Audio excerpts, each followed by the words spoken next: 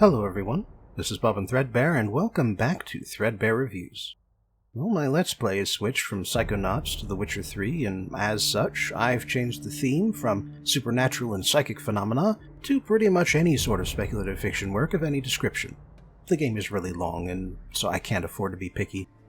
Still, one thing I can do is focus in on the Witcher novel series written by Andrzej Sapkowski.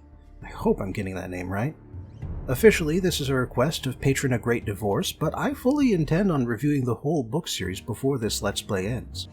But first things come first, and so today I'm looking at The Last Wish, the chronologically first short story collection that was initially published as The Witcher in 1990, and then republished as a slightly different collection in 1993. More on that later. About the author. Sapkowski was born in 1948 in the Polish city of Lodz, and I am fully aware that I'm mispronouncing that. The city is in north-central Poland and has been one of the nation's largest ever since its restoration in 1922. Sapkowski grew up there and went to the University of Lodz for economics, and he started his career afterwards in the sales department of a foreign trade company. It was only much later in life that Sapkowski got interested in writing science fiction and fantasy, and the way he got started was by translating science fiction works into Polish. He eventually decided to try writing for himself in 1986, which is when he wrote the short story The Witcher to enter a contest run by a Polish genre magazine called Fantastica.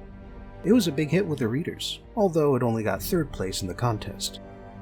Sapkowski would go on to write 14 short stories about the Witcher, Geralt of Rivia, and following their success he wrote a 5-novel series that began in 1994 and ended in 1999.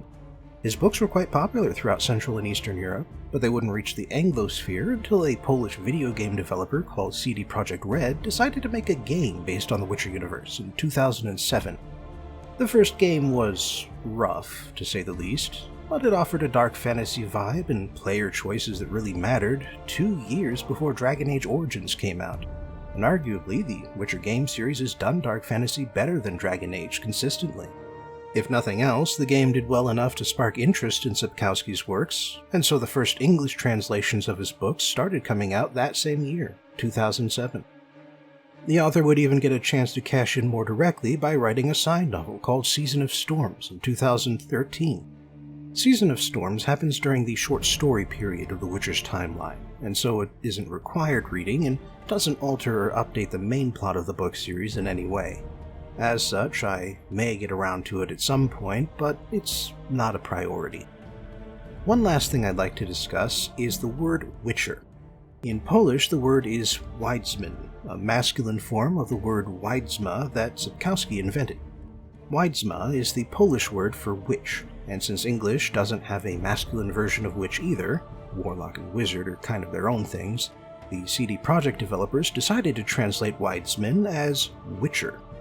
Other translations have included Hexer, which is the German term for a male witch, and in one case, Spellmaker. But thanks to the game series, Witcher is the English translation that eventually caught on. Anyway, I'd say that's enough setup for now. Let's move on. The review. The Last Wish is a short story collection, so let's go through the stories one by one. The Witcher introduces the protagonist, Geralt of Rivia, as a professional monster hunter and curse ender who uses potions, magic signs, and both a silver and a meteorite steel sword to perform his job. He gets hired by King Foltest of Temeria, whose daughter, by his own sister, was cursed at birth to die and become a Striga, a kind of Slavic demon with somewhat vampiric qualities. Geralt negotiates his price, both for success or failure, and when the man who accidentally laid the curse on the daughter tries to stop him, Geralt uses him as bait to draw the Striga out. He then fights the Striga so that he can slip into her tomb and seal himself in, and by keeping her out the whole night, he breaks the curse. In the second story, A Grain of Truth, Geralt basically meets Beast from Beauty and the Beast, except in this case, Beast is from a family of bandits and got cursed when he raped a priestess. He makes regular arrangements with merchants to have their daughters spend a year with him, and while they usually enjoy themselves, his curse never broke. Recently, though, a Bruxa, a kind of female vampire, has decided to make the beast her pawn to draw in victims. However, she also apparently truly loves the beast, and so when Geralt kills her to protect the beast, her blood breaks his curse. Story 3 is The Lesser Evil. 20 years ago, a wizard prophesied that certain women born after an eclipse would bring about the end of the world. And other wizards who believed him kidnapped girls, dissected them, hid them in towers, and otherwise made their lives both miserable and short.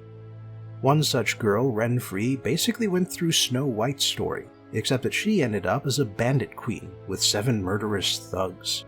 Now she wants to murder the wizard who orchestrated her downfall, and both she and the wizard ask Geralt for help, calling themselves the Lesser Evil.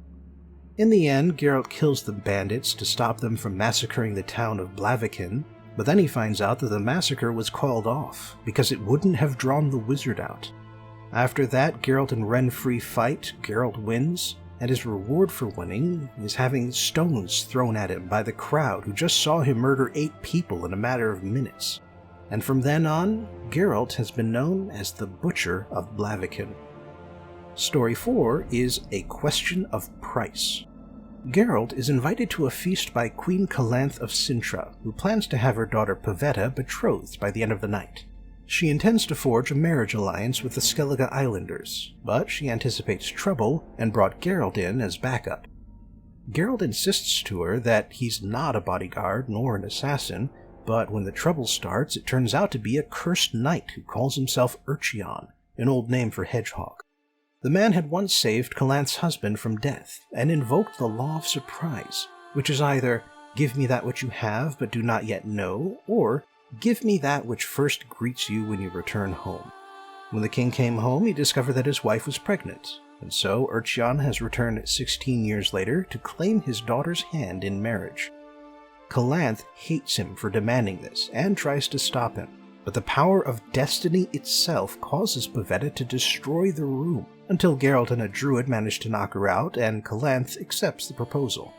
This breaks Urchion's curse, and meanwhile Calanthe decides to marry an older Skellige nobleman, both for love and for that alliance. And meanwhile, in return for his aid, Geralt invokes the Law of Surprise, since that's the only way new witchers are born. Immediately afterwards, Urchion, whose real name is Duny, discovers that Pavetta is pregnant. Story 5 is The Edge of the World. Geralt meets a bard named Dandelion, or Jaskier, which means buttercup in Polish, and the two roam through the Valley of Flowers, looking for work. Geralt finds a job in Lower Posada, where a so-called devil is stealing their seeds, defecating in the well, and otherwise making a nuisance of himself. Geralt confronts the devil and discovers that it's a mischievous faun, or sylvan, but after fighting him for a while, he and Dandelion get knocked out and captured by elves. Elves were the original occupants of the Valley of Flowers, but they were pushed out by humans, and they're having trouble surviving in the nearby mountain ranges. They sent the faun to steal supplies and teach them how to grow crops, and they're prepared to kill Geralt and Dandelion to keep up that ruse. But then, the personification of the land itself visits them and tells them to knock it off, and so they let them go, and Dandelion gets an elvish lute as compensation. Story 6 is The Last Wish. Geralt and Dandelion are fishing with a net when they find a sealed lamp. Dandelion assumes it contains a djinn, so he unseals it and makes 2 wishes, and then the djinn chokes him and Geralt drives it off. So Geralt takes the bard to a nearby town and asks the local sorceress for help in healing Dandelion. The sorceress is named Yennefer of Vengerberg, and Geralt is immediately drawn to her against his better judgment. Yennefer wants the djinn for herself, so she sets up a ritual around Dandelion and mind controls Geralt so that he'll take revenge on the townsfolk who've been slandering her. She does arrange things so that Dandelion can use his last wish to get Geralt pardoned, but as it turns out, Geralt was the one who got the wishes, and the djinn has more power than Yennefer expected. So Geralt goes to rescue her and free the djinn by demanding a last wish, and while we never hear exactly what he says, it involves tying his fate to Yennefer's. And then the two of them make love. The last story is The Voice of Reason, and it's a framing story that takes place as Geralt is recovering from the wounds he took while uncursing the Strigan. Most of the story involves adding new context and exposition to the original stories, since Sapkowski made a lot of changes to his setting during those initial years. For instance, while Geralt is serious about the law of surprise in A Question of Price, in the framing story he says that he regrets asking for that and plans on never going back to Sintra again. And while The Last Wish has a very happy ending for Geralt and Yennefer, the framing story mentions that at some point Geralt left Yennefer because he's afraid of commitment. We also learn that Witchers are mutants who are feared and hated by the general public, and that Witchers are a dying profession, both because of the high entry requirements and because the monsters they hunted are becoming rarer. Well, that summary ate up a lot of time. I think I'll put the actual review in the next section. The analysis. So what we have here in The Last Wish is the origins of the Witcher setting.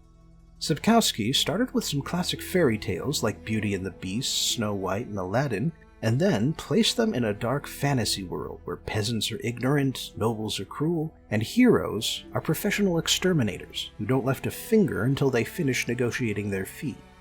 One of the biggest themes of the book, and of everything Witcher-related for that matter, is that there are no easy answers. No choice is clearly the correct choice because all of them could lead to someone's suffering, and nobody has all the information.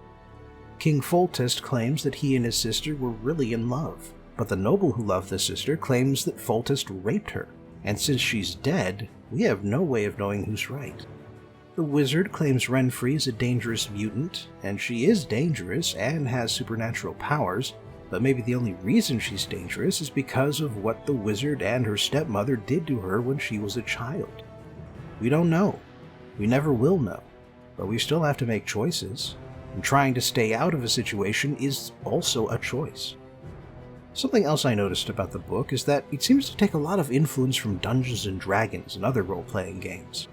Now, apparently, RPGs were mostly unknown in 1980s Poland, but as someone who worked with an import company and translated foreign fiction, Sapkowski could have come across D&D or else works that are based on it. I say this because the stories include things like clerics, druids, and wizards all being spellcasters, and there being 4 types of genies for each of the 4 elements, which is how they work in D&D.